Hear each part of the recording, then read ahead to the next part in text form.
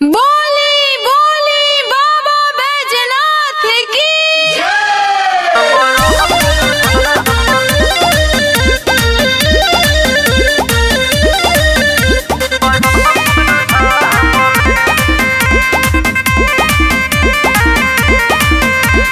बगसर से कांवर उठाई है रे जनुआ, फंसी है न जाम में। बगसर से कांवर उठाई है रे जनुआ, फंसी है न जाम में। पहले सोमारी के ढारी है जलवा बरहपुर धाम में। अरे पहले सोमारी के ढारी है जलवा बरहपुर धाम में। मिट्टी थकान बन जाई काम शिव के नाम में। पहले सोमारी के ढारी है जलवा बरहपुर धाम में। अरे पहले सोमारी के ढारी है जलवा बरहपुर धाम में। म्यूजिक बाय विशाल यादव। बोल बम जैसे जैसे बोल बम जैसे जैसे।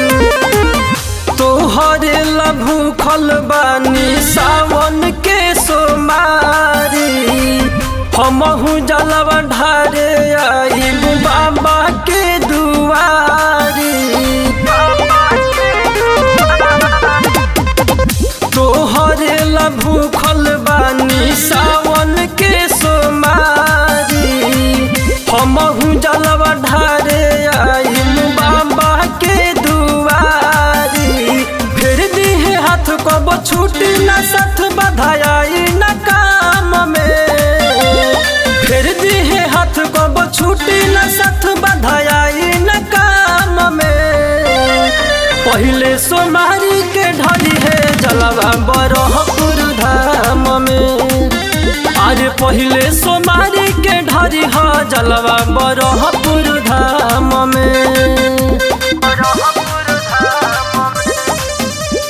म्यूजिक बाय विशाल यादव। बोल बम जैसे जैसे बोल बम जैसे जैसे।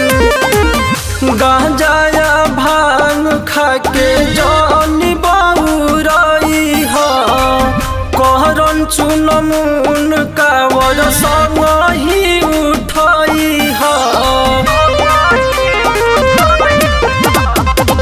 गांजाया भांग खाके जानी बहुराई हा।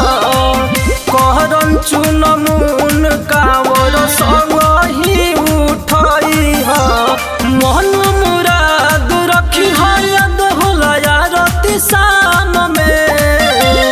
मन मुराद रखी है याद होला यारती शाम में।